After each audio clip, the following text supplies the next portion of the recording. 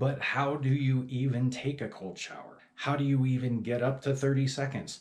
We're going to talk about all of the answers to all those questions right now. If you missed the first video, please check out this link and see the previous video that we did on the cold shower challenge and what contrast showers are and how to do them to get started. Also, I'll leave a link in the description below for that previous video. One of the most common questions I get is, how do you make the cold shower easier? Because it's so hard. It's one of the hardest things. And it's not hard just because it's cold. It's hard because it's psychologically hard. It's not just physically hard. It's hard to take that first step. When I got started in this, I didn't do this because I liked the cold. A lot of people say to me, Keith, I don't like the cold. I hate the cold. I'm actually hypersensitive to the cold. I feel the cold more than most people. I'm usually the first person in the room to put a coat on. So I didn't get into this because I like the cold.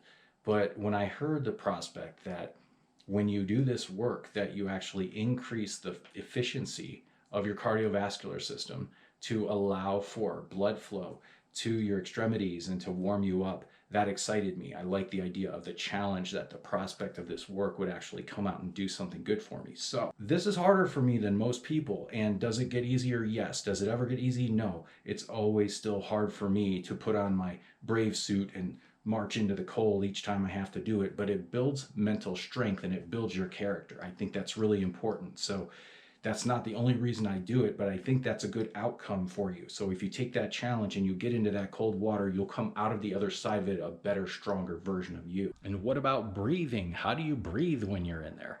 The best you can. What I can tell you is you don't want to hyperventilate. So don't just shiver and take short little breaths. You'll get dizzy and stuff, and that's not good for you anyway, and it's not good for your psychology. You're going to make your body more panicked. So like always, like we learned in Life Shop, make sure to use your breath to calm your body. So take the fullest, slowest breaths that you can. Even though it'll be hard, focus on your breath, even count your breaths and count how long you take them, and it'll make the time go fast. So how do you get over your fear of the cold? How do you get past the discomfort of getting into the cold when you hate the cold? I understand that. The easiest way to approach it is to realize that you don't give yourself a choice in the moment that you have to face that cold water. Make the choice to get in there before you even get in the bathroom. When you've decided that this is something you're going to do and you know why you've done it, focus on why you've done it. Don't worry about that you got to get through that cold at the moment. Just do it. Be in the moment and just go for it. Don't think about it anymore. Don't put it off. Don't question yourself. Don't give yourself an out. Get right into the water and get it over with. It's only 10, 20, 30 seconds. Just get it done. Once you get used to climbing that step, it'll get easier in the future times that you have to face that psychologically. Physically, it's always cold, but psychologically, you get used to that challenge. So just understand that it's like setting out to climb to the top of the stairs. When you know what's up there and you've decided in your mind, you know what you want that's at the top, you're not making independent little decisions about each stair if you want to climb it. But how can I do any of this if I can't even make it 30 seconds? Well, if that's where you started and that's what you felt in the beginning, then break it up into even smaller pieces. If 30 seconds feels impossible, then negotiate with yourself. Figure out a good starting point. How many seconds can you do?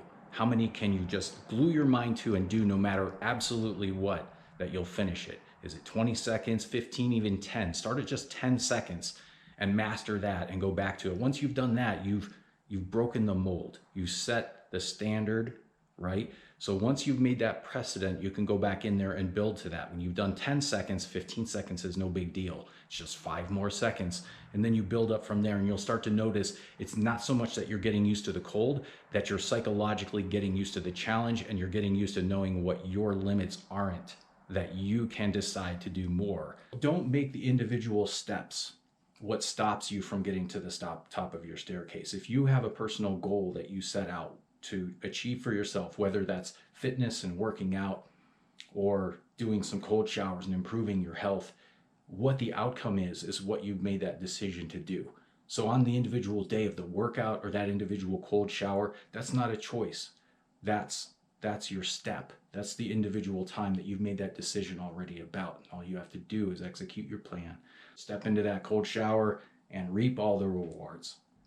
Next time you take a shower, You set your mind to it, go in and capture that moment and do a cold shower at the end. Start with what you've decided, make your decision ahead of time, and finish with that cold shower. Even if it's just 10-15 seconds, but then grow from there. Make a plan with yourself to grow and see what you can do. Please subscribe to the channel if you haven't already.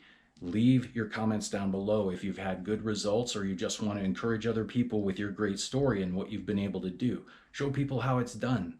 And if you want somebody else to try this, ask them to try it by sharing this video.